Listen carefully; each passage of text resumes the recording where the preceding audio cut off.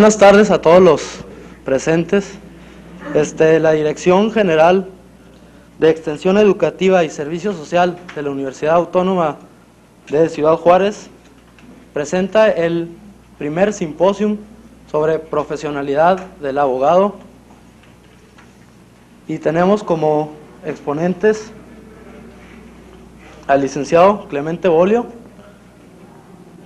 conocido por todos nosotros.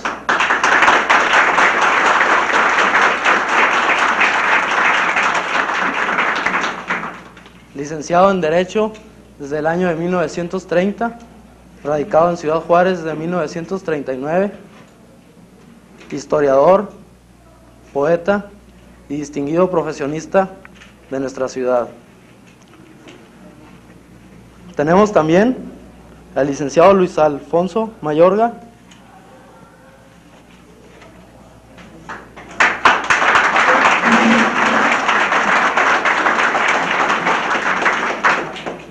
egresado de la Universidad Autónoma de Chihuahua, secretario de Juzgado Segundo de lo Civil de la ciudad de Chihuahua, exsecretario también del Tercero Civil de esta ciudad, conocido por todos nosotros como el director de la Escuela de Derecho de esta universidad.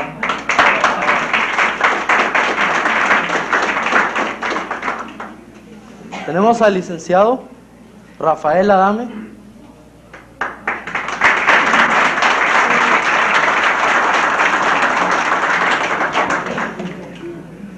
que ha sido inspector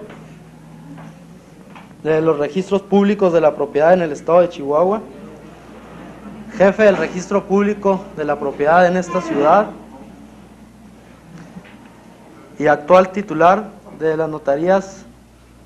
del derecho notarial en 9º semestre de esta universidad. Tenemos al licenciado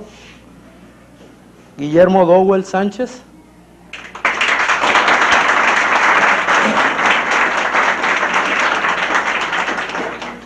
egresado de la Universidad Autónoma de Chihuahua,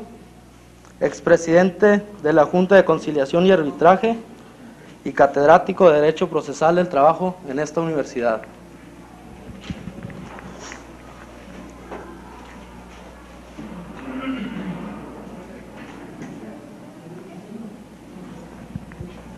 Tenemos que este simposio ha sido organizado por el bufete jurídico de la universidad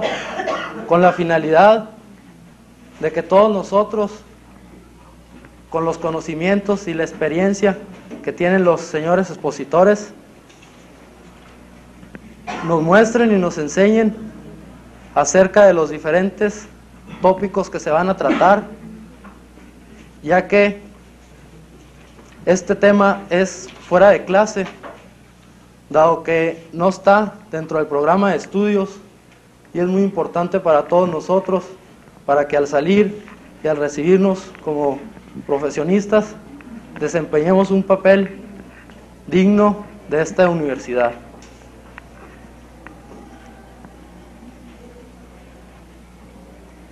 Tenemos en primer lugar la exposición acerca de la ética a cargo del licenciado Clemente Bolio.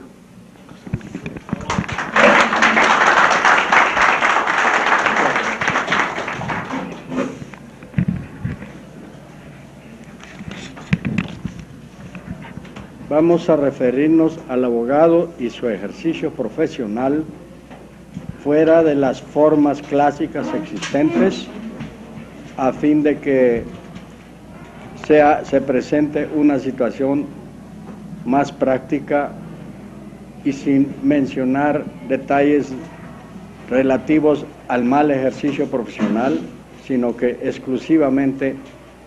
al ejercicio profesional como debe llevarse a cabo.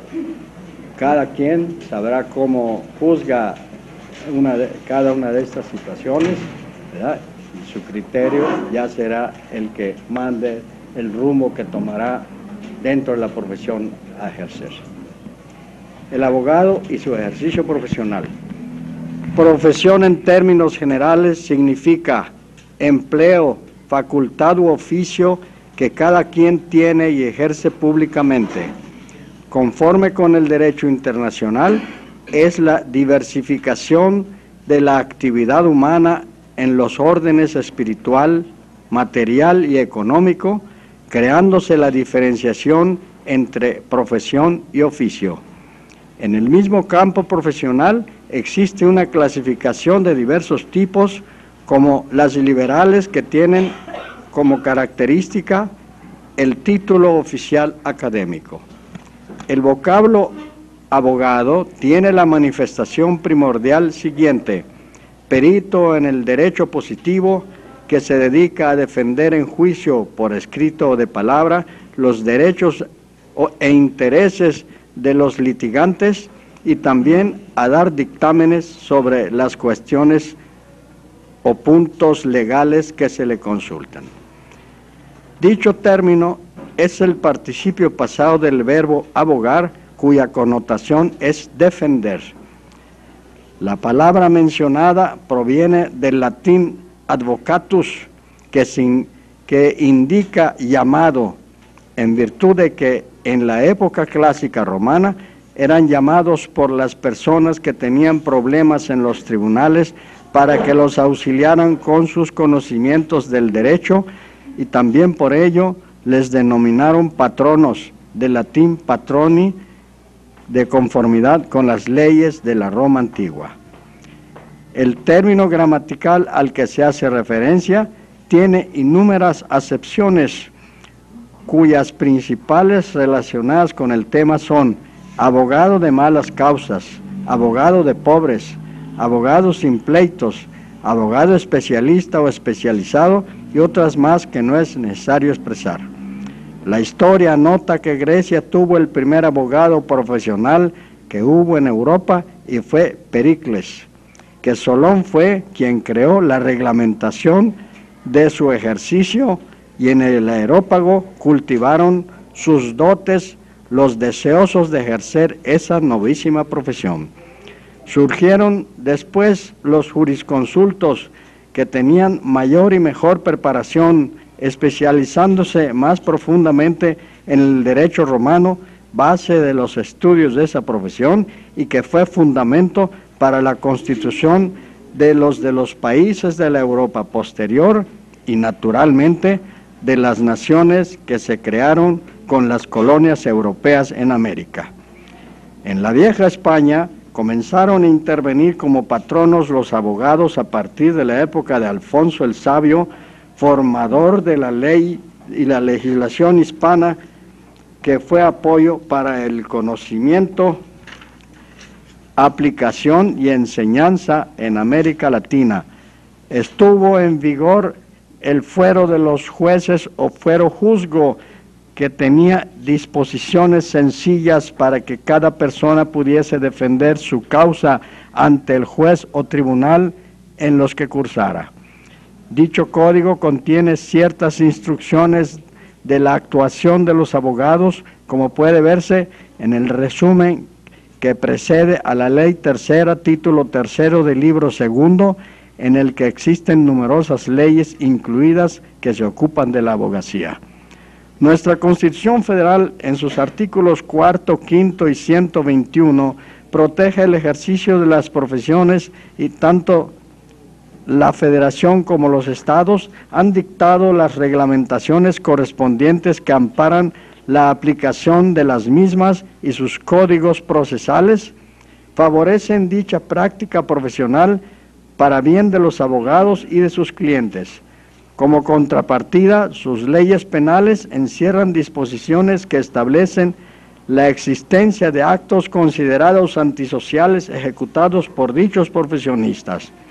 Asimismo, los cuerpos de leyes del orden civil de todo el país fijan los derechos de los profesionistas para el otorgamiento de los servicios de sus respectivas especializaciones o categorías, sujetando a sanciones el incumplimiento de su contrato verbal o escrito, o el defectuoso e improcedente modo de llevarlo al cabo, así como lo relativo al pago de sus servicios. El abogado debe tener aptitudes intelectuales y morales, tales como expresarse verbalmente o por escrito, exponiendo sus puntos de vista jurídicos. Está obligado a proporcionar el servicio profesional a determinado grupo de personas que lo necesiten, pero que carezcan de posibilidades económicas para cubrirlo, con lo cual satisfarán el profesionista su cuota a la comunidad en la que se desarrolla como una función de orden público de ayuda a la población de paupérrimas condiciones. Deberá pertenecer a la entidad, ya sea colegio, asociación, sociedad, institución, que agrupe a los abogados de su asentamiento para tener contacto, conexiones, coordinación de las actividades profesionales con sus demás colegas, defender sus justificadas prestaciones de los servicios profesionales, intervenir en favor de los miembros del colegio en los justos casos en que sean atacados social o legalmente, hacer estudios de las leyes y los reglamentos vigentes para proponer ante las autoridades correspondientes sus opiniones que conduzcan a la creación de una nueva legislación o modificaciones a las existentes para que siempre estén actualizadas en favor del conglomerado en el que deben tener ejecución. Pugnar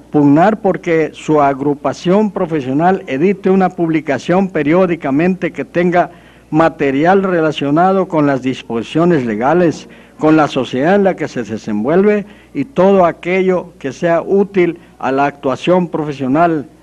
al de los jueces y demás funcionarios del orden judicial y en favor del pueblo, para cuyo progreso debe cooperar toda la comunidad, pero especialmente los profesionistas en sus específicos ámbitos.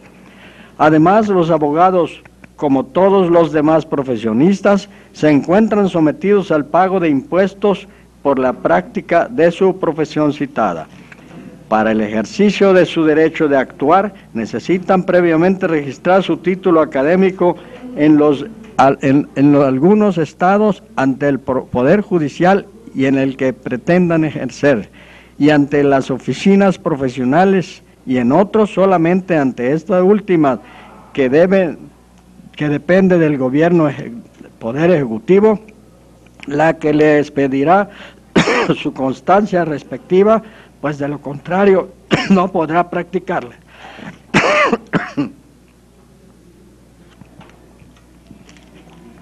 En cuanto al cobro de sus honorarios, están sujetos a un arancel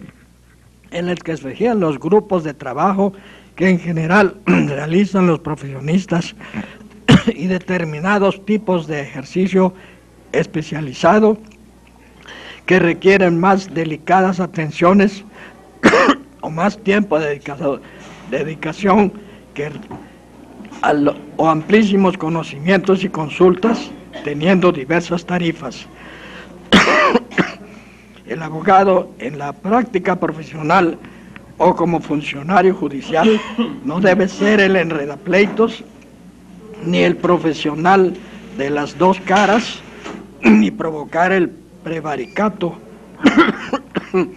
en el primer caso, y en el segundo ser el prevaricador. El abogado debe evitar ser un fetichista de la ley escrita, no tener el prurito legalista de resolver todos los problemas jurídicos por medio de las leyes y los decretos, lo que hace que contemple deformada la realidad de los mismos, no ser a priorista ni escalar el artículo para llegar al caso jurídico sin haber desentrañado la situación interna del mismo, que sirve para obtener la verdad jurídica derivada de la verdad histórica y real, con lo cual demostrará saber estudiar en conjunto los puntos a controversia, no caer en el casuismo que lleva al abogado al estudio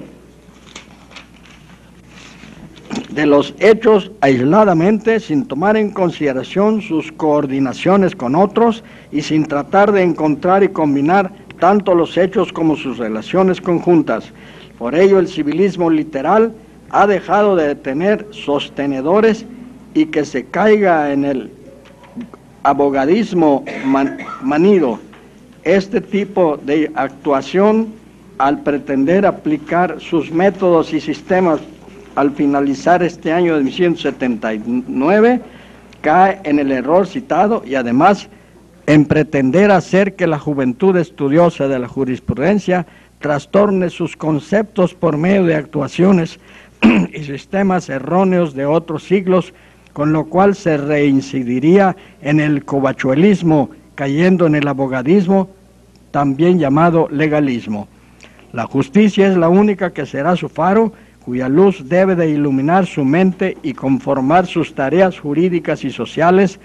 que tratándose de tal modelo de profesionistas, constituyen los rayos de su saber y su moral abogadística, que ayudan a la ley, que siempre es poderosa, a que sea aplicada con rectitud y honestidad en cada caso que se le encomiende al postulante.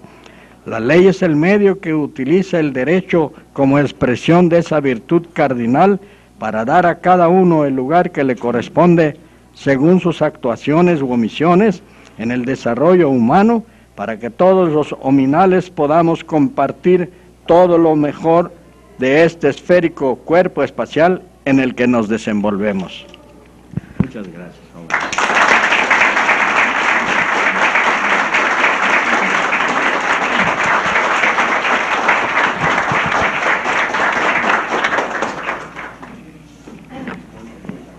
Después de esta brillante exposición del licenciado Bolio, tengo el honor también de presentar a ustedes al licenciado Jorge Quintana, director de actividades culturales de esta universidad y actual maestro titular de la Cátedra de Derecho Civil 3 y 4.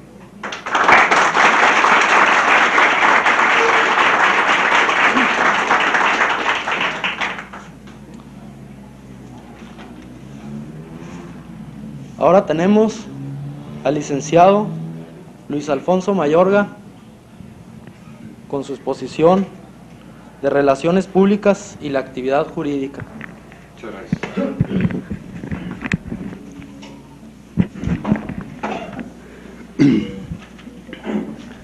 La innegable relación de la actividad profesional del abogado con las características propias de las relaciones públicas nos podrían llevar a la ufana consideración de que el tema a tratar es de una sencillez que no corresponde a nivel de este tipo de actividad académica. Sin embargo, consideramos que dicha relación hasta la fecha no ha sido debidamente analizada para precisar con particularidad la aplicación de las relaciones públicas al ejercicio de la profesión de la abogacía, como lo demuestra la falta de bibliografía especializada. Lo anterior nos obliga, en primer lugar, a determinar qué son las relaciones públicas y, en segundo, a determinar su aplicación a la actividad profesional del abogado. Lo primero que encontramos respecto a las relaciones públicas es que es una actividad que se realiza hoy día, por lo general, en todos los aspectos de la vida en casi todos los países. Históricamente, los estudiosos de la materia han considerado que, estando las relaciones públicas enmarcadas dentro de los fenómenos sociales, al igual que estos, se han dado en todo tiempo y en todo lugar como categorías, modales y relaciones de toda persona humana. Desde su origen, el hombre trajo consigo el sentimiento gregario. El hombre es un animal político, dijo Aristóteles. Y la necesidad de las relaciones públicas surge con la incipiente organización social del hombre en la humanidad. Sus primeras fases de sistematización se dan en la antigua cultura griega a través de las escuelas filosóficas y la política. Los sofistas, cuyo objetivo era la enseñanza de la retórica y de la erística para capacitar al hombre para los quehaceres políticos,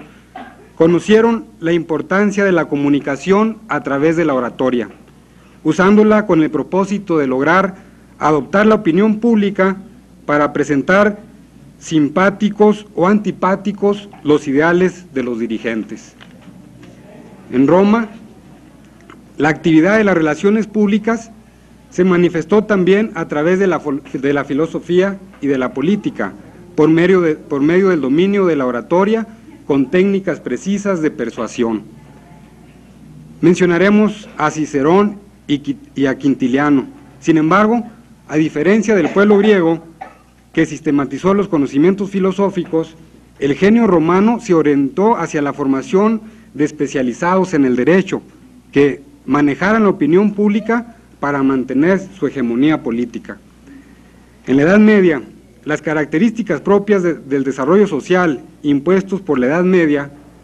impidieron la comunicación exterior en los primeros años, provocando el sentimiento de unidad derivado de actividades comunes, dando origen a los gremios. La reglamentación a esas formas de organización dio origen a las universidades en el siglo XIII, y se tienen noticias que desde el siglo XII en Bolonia existieron escuelas de derecho que establecieron relaciones públicas entre alumnos y profesores mediante la búsqueda, conservación, defensa y difusión de la verdad. En el Renacimiento confluyen las investigaciones experimentales y el interés por los estudios científicos, y en los siglos XVI y XVII se logran los principios que revolucionaron el mundo. Estos grandes descubrimientos científicos trajeron grandes consecuencias sociales con las ideas de libertad personal y social. En esta época se crean las grandes empresas que tienen muchas implicaciones con las relaciones públicas. Se ha considerado que las relaciones públicas tienen su origen en los Estados Unidos por haber logrado la organización sistemática y formal de la industria. Sin embargo, el interés de las empresas fue única y exclusivamente la ganancia, la utilidad de la inversión, lo que daba una imagen a sus empleados, obreros y público en general, como una empresa no simpática. La aparición del experto en relaciones públicas se hacía inevitable para dar una imagen de sentido humano a la empresa, de presentar la fábrica como una sociedad justa, agradable, simpática a los de adentro y a los de afuera. De esta manera surgen las relaciones públicas por la misma naturaleza del hombre por comunicarse, a través de tres fases: la agencia de prensa, la campaña política y la formación de las relaciones públicas en la empresa. La agencia de prensa, a través de la publicidad organizada, dirigida a la formación de la opinión pública y en el interés de las relaciones públicas de modificar o cambiar las opiniones desfavorables y mantener o aumentar las favorables. En la campaña política, en búsqueda de nuevos métodos y técnicas para atraerse a la masa, los políticos han venido usando nuevos medios de comunicación que amplíen las relaciones públicas. Otra de las fases de formación de las relaciones públicas es la influencia de la empresa, ya que las relaciones públicas están en íntima relación en su origen con la empresa, como una combinación de factores económicos, humanos y técnicos que, como hemos dicho, el empresario tuvo necesidad de disolver la hostilidad y buscar la simpatía del público hacia la empresa. Las relaciones públicas están estrechamente relacionadas con la publicidad. La misión de la publicidad es difundir información. Las relaciones públicas pueden ser consideradas como un programa de vida honrada. El oficio de la publicidad consiste en que el mundo conozca lo que es esta vida. Consecuentemente, la publicidad es el mayor y más importante ingrediente a la actividad de las relaciones públicas. Es el principal instrumento para ganar y agradar a la opinión pública. Es un experto en relaciones públicas que no sea un experto publicitario será como un soldado con un vistoso uniforme pero sin instrucción militar. Las relaciones públicas han recorrido un largo camino. Al principio, los profesionales de esta actividad confiaban únicamente en su imaginación creadora o en su intuición para juzgar sobre lo acertado o equivocado de sus actuaciones. Hoy en día se ve la necesidad de utilizar la investigación, es decir, la sistematización del conocimiento. Toda actividad de relaciones públicas debe basarse en hechos, ya que para comparecer al Tribunal de la Opinión Pública deberá tenerse un análisis completo de los hechos que motivan la hostilidad hacia una determinada situación. Solo de esta manera, la actividad de las relaciones públicas podrá apelar a la razón o al sentimiento para modificar dicha opinión, interpretando las acciones concretas o las cualidades específicas de una organización, de una causa o de una persona. Se puede lograr, interpretando estas cualidades específicas de la organización, de la causa o de la persona, se puede lograr el propósito de promover la identificación favorable del público con un individuo, con una causa o una organización, mediante la adaptación a la sociedad, logrando cambiar su política. Las relaciones públicas son algo más que una pura manipulación de palabras. Es una aplicación práctica de todos los hallazgos de las ciencias sociales para la adaptación social de una organización. Por tanto, para una eficaz tarea de relaciones públicas, es esencial el dominio de todos los métodos de documentación informativa. La actividad de las relaciones públicas se está convirtiendo en una profesión de proyección social. Su consejo y servicio cubre de este profesional todos los aspectos y objetivos de las relaciones públicas y deberá contar con una formación muy amplia y sobre todo de juicio y criterio, habilidad para pensar de una manera lógica, clara y aguda,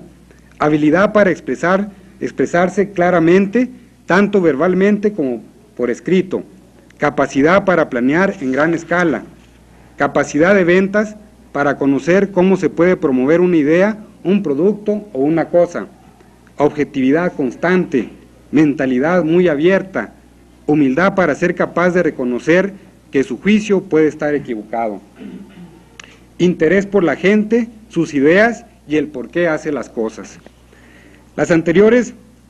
capacidades son necesarias en el profesional de las relaciones públicas, complejidad de las interrelaciones actuales, ya que en la actualidad se está considerando que la ciencia y la técnica prosperan más rápidamente que la capacidad del hombre para comprender y perfeccionar la humanidad. Se teme que el torrente del conocimiento científico esté sobrepasando la capacidad del hombre para enfrentarse con los cambios que se verifican en el mundo humano. Los moldes tradicionales en que se había encasillado a la humanidad se han roto por la complejidad que presenta el alcanzar cualquier conocimiento preciso de las actitudes de grandes masas del público. Se busca establecer principios sobre las actitudes de los grupos, que es sin duda mucho más complejo que descifrar el rompecabezas que representa cada persona que lo constituye. Por eso se considera que en un mundo que a veces parece estar apenas unido por un escaso conocimiento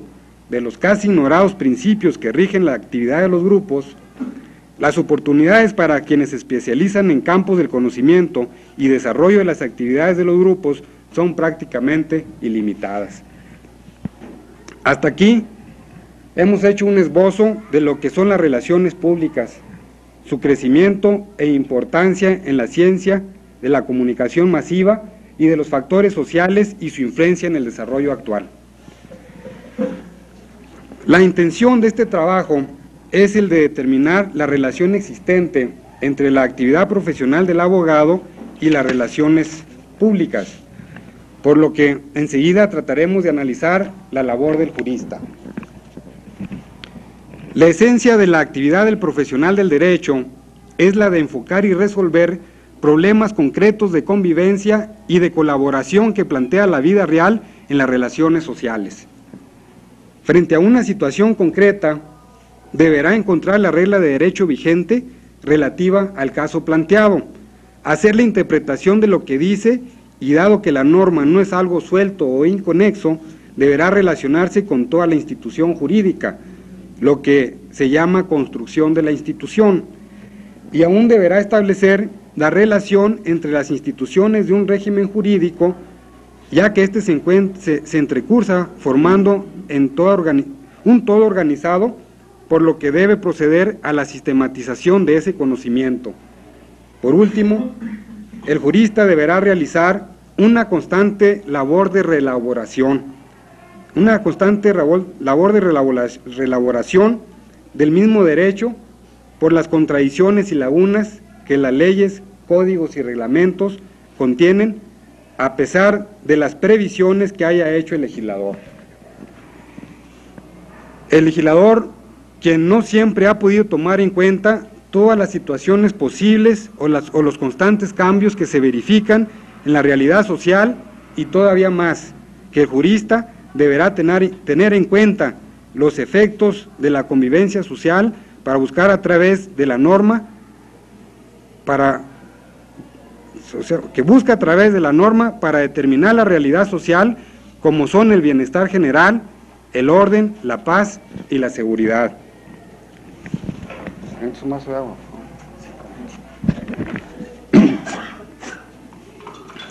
Las características mismas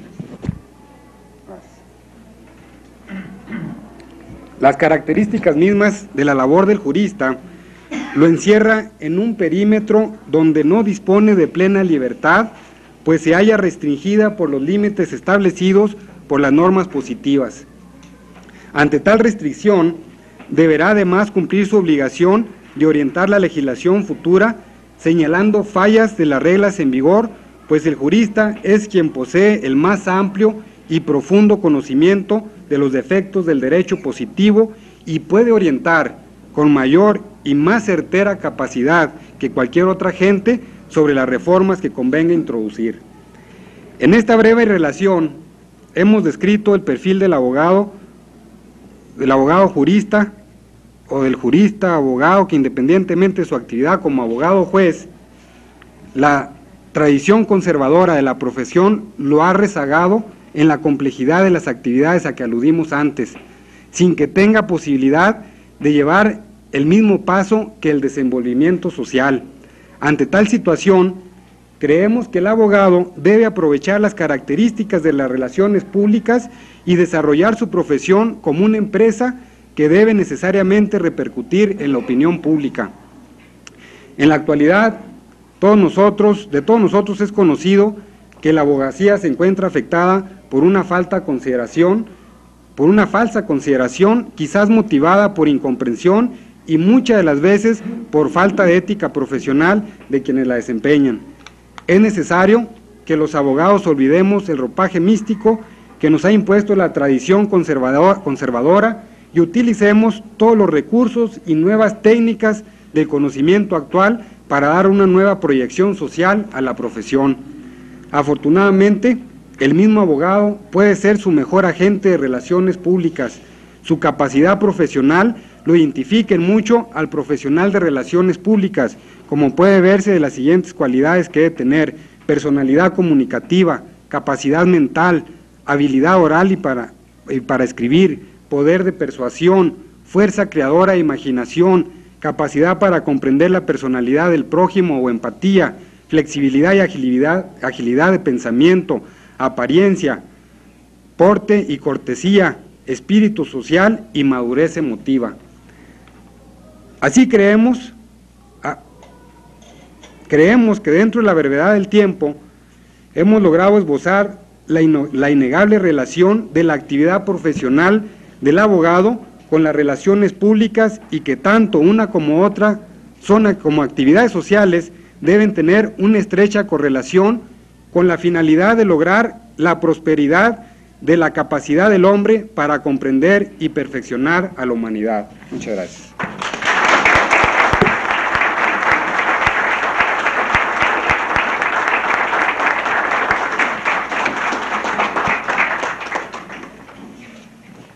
Con la interesante exposición que presentó el licenciado Mayorga, tenemos ahora al licenciado Rafael Adame, que hablará sobre el tema organización de bufete.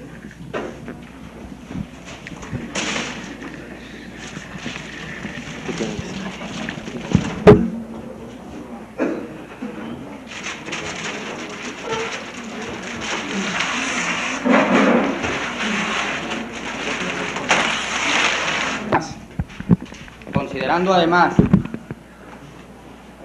que nuestro Estado ha adoptado el sistema latino del notariado en la cual es requisito indispensable ser profesional del derecho para poder ejercer el notariado, es que pensé en la organización de un bufete correspondiente a una notaría que obviamente está complementada con abogados de todas las especialidades. La notaría se iniciaría con el titular. Posteriormente, los abogados postulantes, que podrían ser de diversas especializaciones, tales cual el civil, mercantil, administrativo, fiscal, desde un punto de vista. Podrían también estar en las especializaciones la laboral, el penal, el agrario, el amparo. Entre el titular y bajo la responsabilidad de los abogados postulantes, se encontrarían en ejercicio los actuales pasantes de derecho para que de una vez fueran encaminándose a cualquiera de estas especialidades. Para colaborar con ellos, tanto en las especialidades de litigio y del abogado postulante, como de lo que va a ser la materia propiamente de la notaría, se encuentran las secretarias y tramitadores. Este aspecto es altamente importante porque, en primer lugar, se celebrará la primera audiencia con el notario. Es lo que podríamos llamar acto extranotarial en sentido formal. Es cuando la gente acostumbra a decir, voy a hacer un trato a la notaría. Todavía no se va a plasmar en el volumen ni va a tener la formalidad de un instrumento público. De esa audiencia con el notario se dará cuenta si realmente lo que pretende es la elaboración de una escritura o el auxilio consultivo respecto de alguna de las especialidades en derecho que se van a encontrar en esta organización. Entonces tendrán un punto de recepción de documentos que lo va a distribuir a cualquiera de los abogados especializados en las materias que mencionamos por conducto de sus secretarias, o bien lo dirigirá a cualquiera de las materias que son propiamente de la notaría. En primer lugar, se darán cuenta si se trata de un acto fuera de protocolo. Estos son aquellos que no constan en los volúmenes del notario. Posteriormente, si se refiere propiamente a una escritura o instrumento público, se pasará al aspecto económico, la formulación de presupuestos, para saber cuál es el valor de las operaciones. Inclusive en un juicio mismo de las especialidades de los abogados postulantes, se le precisará cuáles serán sus gastos y cuánto es lo que aportará por concepto de honorarios. En la formulación de presupuestos de escrituras, se estimará para este efecto, en primer lugar, el valor de la operación, en segundo lugar, el valor fiscal, en tercer lugar, el avalúo practicado por institución bancaria autorizada.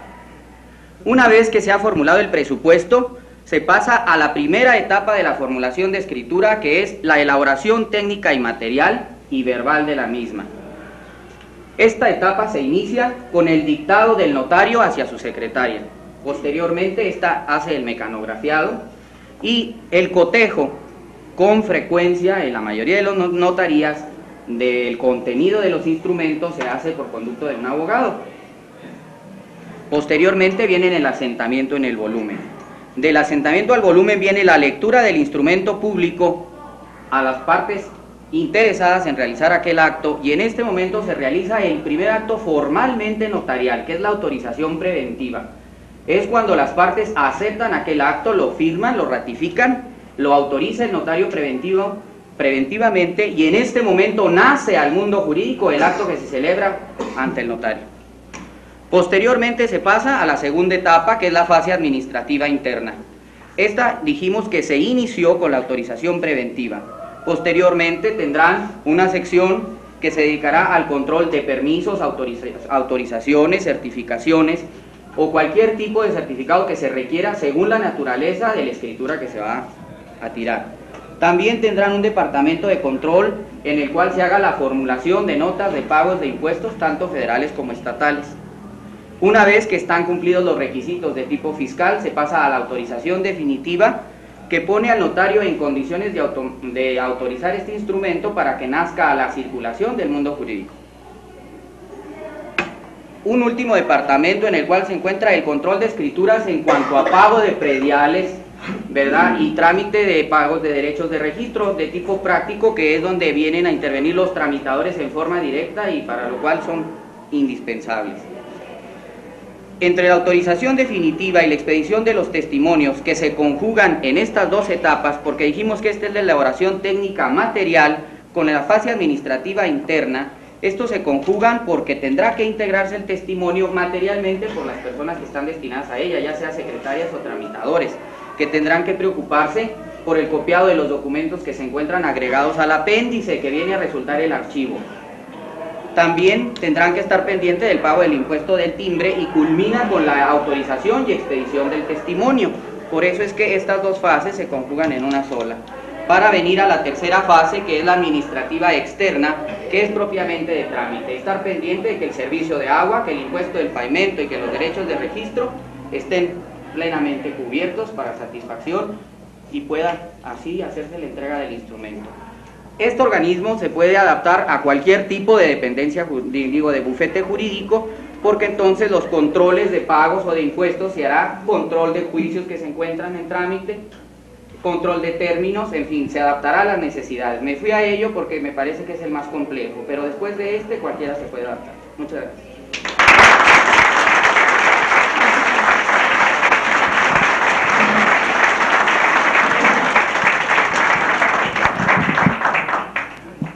Clientela y su personal, temas sobre los que confieso,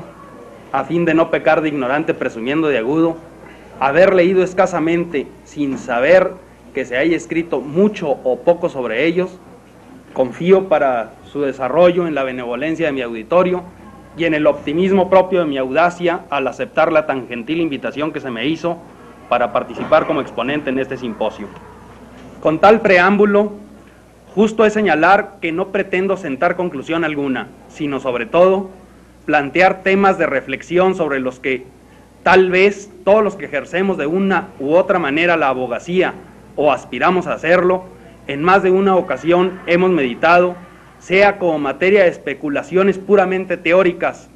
ante posibles situaciones futuras o ante casos concretos que el cotidiano vivir nos haya presentado. Y así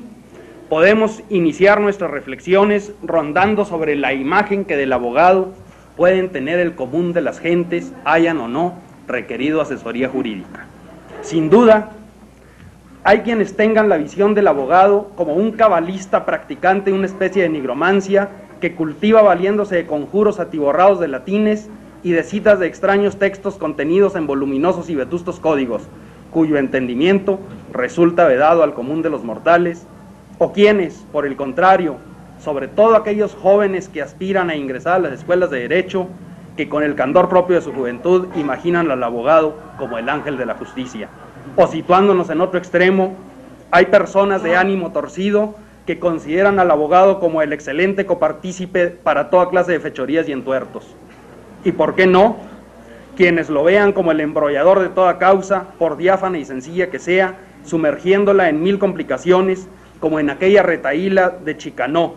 mencionada por Racine. Escribo sobre nuevas costas, produzco, proporciono, dichos, contradichos, pesquisas, compulsas, informes periciales, notificaciones, 3 interlocutorias, agravios y hechos supervenientes, contratos y actas. Obtengo cartas regias y formulo oposición, 14 citatorios, 30 notificaciones, 6 instancias, 120 memoriales, 20 autos de defensa, sentencia al fin.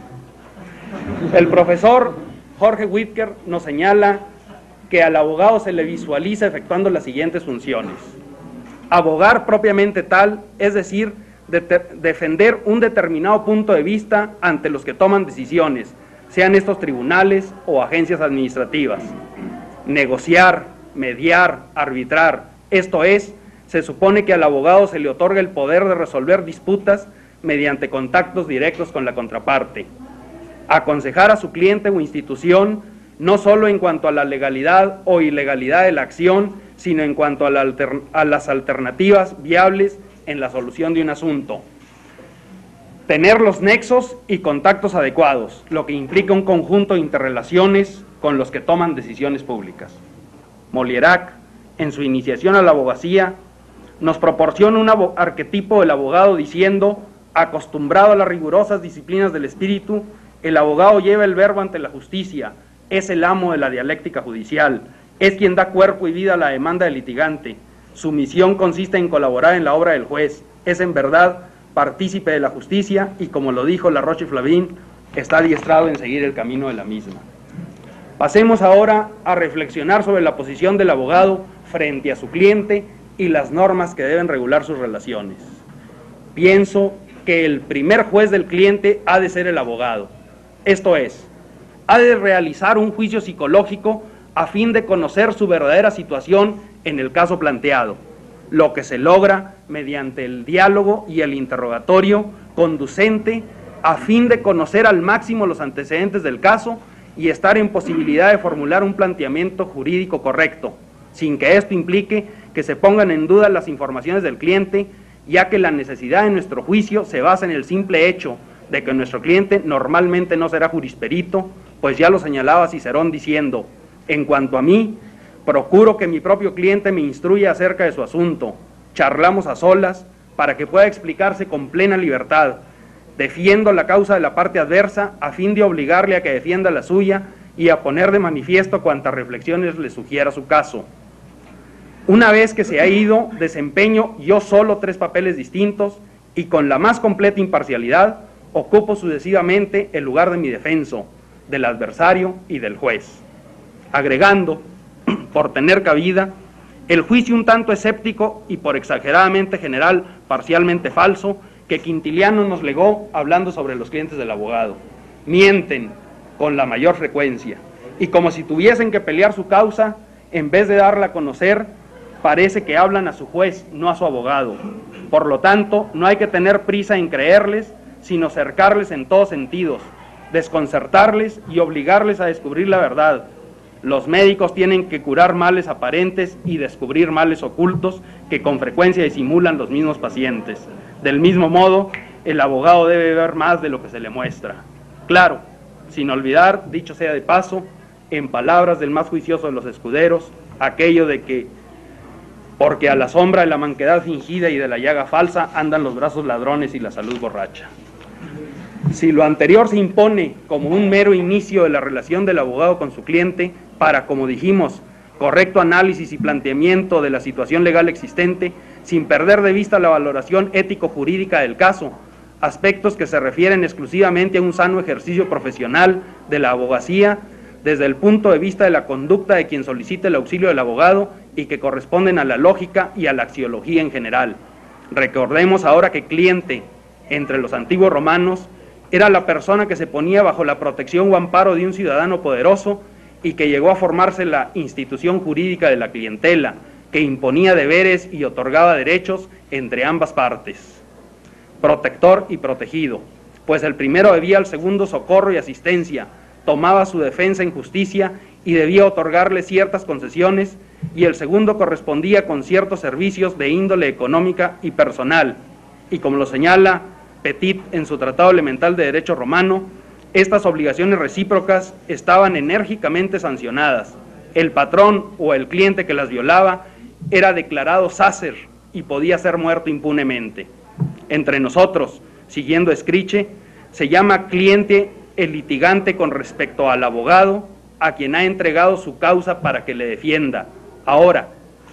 todo ello encuadrado dentro del marco legal del contrato de servicios profesionales, del mandato judicial, de las disposiciones administrativas que regulan la actividad profesional del abogado y de las normas penales que castigan sus desvaríos criminales, sin pretender por hoy la exégesis de tales disposiciones. Desde luego que si una persona entrega su causa para su defensa, lo que pone en manos del abogado es la integridad de su libertad, de su familia, o de su honor, o de su hacienda, o todo aunado, lo que implica que el capital deber del abogado ante su cliente, una vez impuesto en la situación planteada y conociendo sus consecuencias jurídicas, es hacerle saber su verdadera posición legal, sin engaños de ninguna especie, pues en nuestra profesión no tienen cabida eufemismos ilusorios, ni mucho menos el engaño con ánimo de lucro, puesto que la lealtad profesional obliga a ser veraces, lo que incluso nos impone que nos distanciemos de la pasión del cliente en su propia causa, no por desinterés, sino por evitar alejarnos de la realidad jurídica que impone el razonado análisis de las disposiciones legales pertinentes, de las cargas probatorias, de los elementos de prueba, etcétera, que al fin es precisamente para que lo que se nos pide en nuestra asistencia como abogados, sin olvidar que el ser veraces nos impone la sencillez en los conceptos y la llaneza en el lenguaje, lo que desde luego implica un adecuado conocimiento de la ciencia del derecho, ya que es común que la ignorancia se vista con locuciones pedantes y sin sentido alguno. El cliente no busca escuchar una jerga ininteligible y absurda como la ya citada retahíla de Chicanó, simplemente pretende conocer las consecuencias jurídicas de su situación y es nuestro deber hacérselas conocer y conocer bien. Por otra parte, no hemos de olvidar que el decir la verdad puede resultar desagradable a nuestro cliente. Ya lo apuntaba Moleriac escribiendo, el cliente no siempre sufrirá esta prueba de buen grado. Llegará a pensar con susceptibilidad suspicaz que su abogado toma partido en su contra, y si después de haberle escuchado se rehúsa a defenderle, llegará al extremo de creer que se ha vendido a su adversario. Dejadle ir a llamar a otra puerta hasta que encuentre a alguien a quien logre convencer. Al fin y al cabo, el deber del abogado no es agradar ni actuar conforme a los caprichos de su cliente, sino en el pleno ejercicio de su profesión, dirigirlo jurídicamente, ya que lo contrario desvirtúa totalmente la función del abogado y lo convierte en recadero, sino en algo peor, aun cuando ostente el título de abogado, pues el andar a caballo a unos hace caballeros y a otros caballerizos, como sentenció el de la triste figura. Ya que hemos vuelto a mencionar a Chicanó, cabe que nos refiramos, aun de paso, a la, llamémoslo así, figura a que dio origen, esto es, la chicana, entendida en su forma más común como la utilización de las instituciones procesales a guisa de tácticas dilatorias, tanto del fin del proceso, que es la sentencia, como de su ejecución. Muy lejos está de mi ánimo hacer una apología del tristemente célebre Chicanó, ni de favorecer la chicana, pero sí quiero referirme al caso citado por Aulo Gelio en sus Noches Áticas, según la versión del ilustre profesor de la Universidad Nacional de La Plata, don Santiago Sentís Melendo, quien nos narra. Una mujer había envenenado a su segundo marido y a su hijo de este segundo matrimonio. El caso fue llevado ante el procónsul de Asia, y la mujer, convicta y confesa, pudo probar que el hecho lo había cometido porque el marido y el hijo, con toda premeditación, habían dado muerte a otro hijo suyo de su primer matrimonio, y cuya inocencia y bondad celebraba. El procónsul dudaba, y como jueces más expertos, envió el asunto al Areópago. Podría quedar impune el doble crimen, pero ¿no estaba acaso justificada la conducta de la mujer? Los areopagitas no pronunciaron un non liquet, juramento de que el asunto no era claro para el juzgador, por lo que se abstenía de resolver, y que acaso no figurase esa escapatoria en las leyes griegas. Pero citaron al acusador y a la acusada para 100 años después, y así entendieron salvar la justicia y la equidad. Entre nosotros, prosigue el profesor Sentís Melendo, quizás si hubiera encontrado una fórmula semejante, la prescripción, en lugar de citar directamente para dentro de 100 años, hubiéramos invertido varios años en chicanas y la prescripción se hubiera producido. El resultado habría sido el mismo. También en este sentido, cabría reflexionar en aquel consejo que Don Quijote diera a su fiel escudero en relación con sus funciones judiciales, que pronto habría de desempeñar como gobernador de la ínsula barataria. Si acaso doblar la vara de la justicia, no sea con el peso de la dádiva, sino con el de la misericordia. Por último, en relación con este tema, creo útil plantear una reflexión más, propiamente sobre una de las consecuencias de las relaciones entre clientes y abogados. Me refiero a la opinión que sobre el derecho y la judicatura adopten los clientes a través de su relación con los abogados. Aquí, creo que es nuestro principal deber infundir fe a nuestro cliente en el derecho, como, siguiendo a Couture, el mejor instrumento para la convivencia humana con su destino normal hacia la justicia, o la paz como bondadoso sustituto, y confianza en nuestros jueces como encargados de aplicar el derecho y señalar lo justo, sin que esto implique menoscabo de la libertad en la crítica y denuncia de los jueces que sean realmente acreedores a ello. Gracias.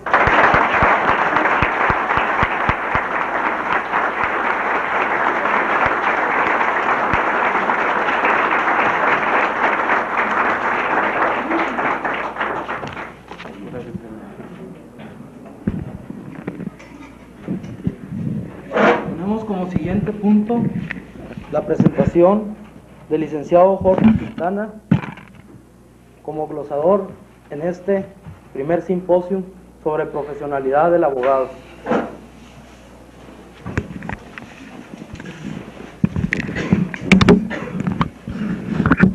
Bien,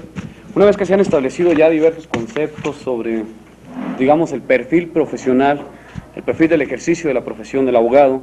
voy a permitirme hacer un breve resumen de las diferentes exposiciones